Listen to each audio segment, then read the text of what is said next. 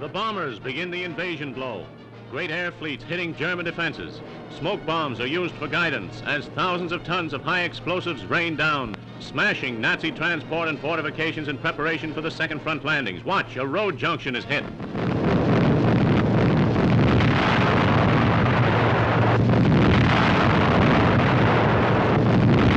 A strategic bridge knocked out by precision bombing.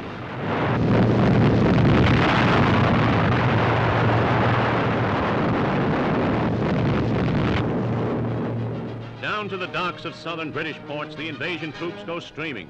These are pictures of the historical record showing the embarkation of the striking force of American, British, and Canadians. Barrage balloons are up, protection against enemy planes, and the troops go aboard the ships of the greatest armada that ever struck at a hostile shore. For the Seaborne Assault, the Allies have massed 4,000 ships, which start on their epic voyage to the coast of France.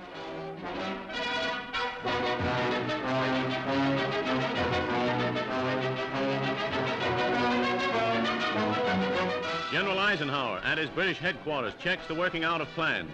These feature the Paratroops, the first wave of which takes off in big transports before dawn. Gliders with invasion markings, stripes to identify them to their own anti-aircraft guns.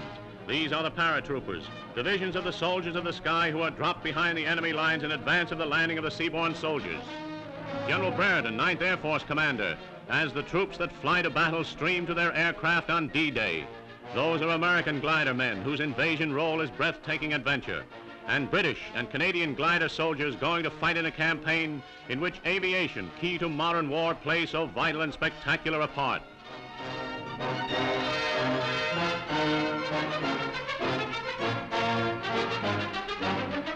Towed aloft to glide down silently in enemy territory in France.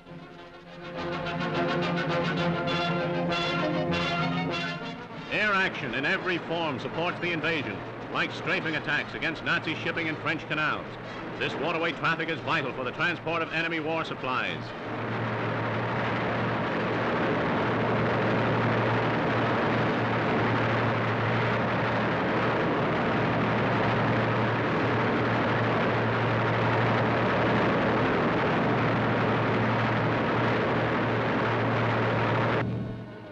The great convoys steam through the English Channel.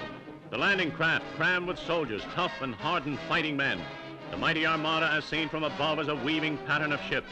Those 4,000 ships as they steam for the coast of Normandy.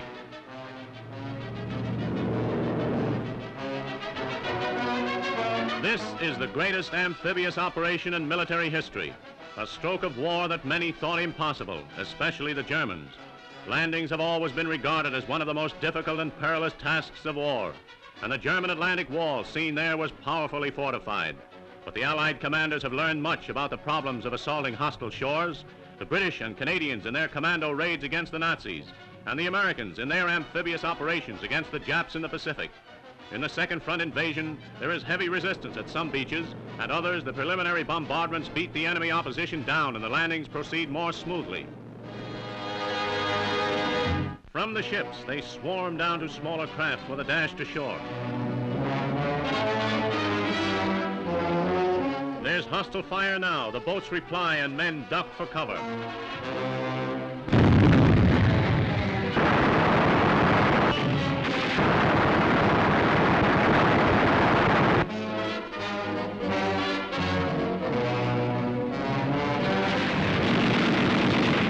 Now the moment of suspense, when the men leave the boats for the shore. At this point, enemy resistance has been smashed, and the soldiers scramble to the beach for a speedy seizure of the points assigned them.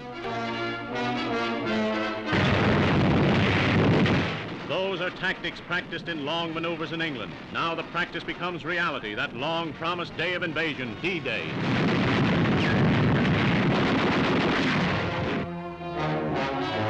The landing as seen from the air. The assault at sea beachheads from the sector of Caillou and along the shore of the Cherbourg Peninsula. In the swift drive ashore, the beachheads are consolidated, and the invading forces push inland, soon to threaten to cut off and capture the great port of Cherbourg.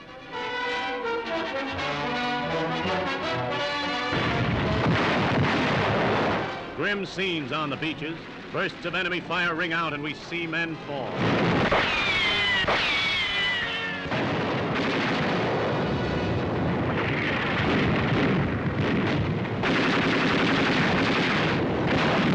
The weather is none too favorable for invasion. Stormy skies and a blustery wind. The channel is notoriously a rough body of water, and the breaking waves make the landing of equipment difficult. At the base of a cliff, troops push along to attack enemy positions and bring out their wounded. Motion picture record of the ordeal of the battle for the beaches.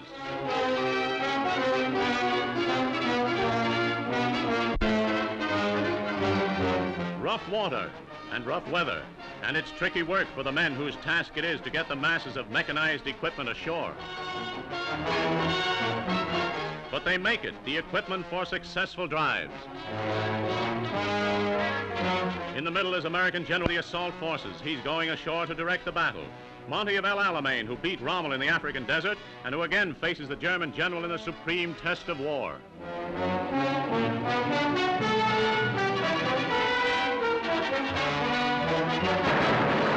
Air power strikes endlessly. Railroads hit. The Nazi train is strapped, and the locomotive and munitions blow up.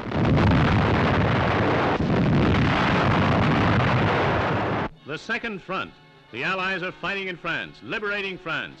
They're firmly established and stage a forward drive, thrusting inland against heavy enemy opposition.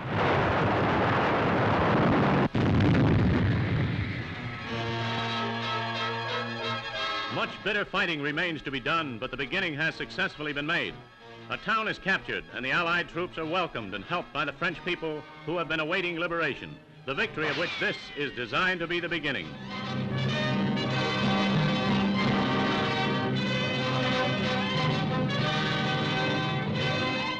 Nazi prisoners are taken by the thousands. They thought their Atlantic wall was invulnerable, but the Allies are driving through and Cherbourg is threatened. The Nazis fight stubbornly and bitterly, but they were outgeneraled and outgunned in the landings on the beaches, and many surrendered.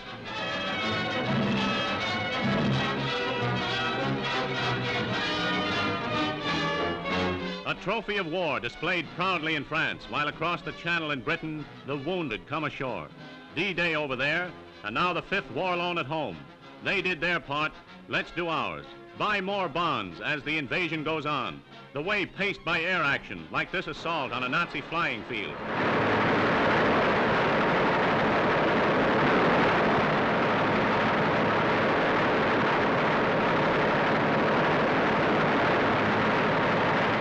An enemy plane is forced down by bullets, hits the ground and explodes. Watch the startling sight of Nazi planes blowing up.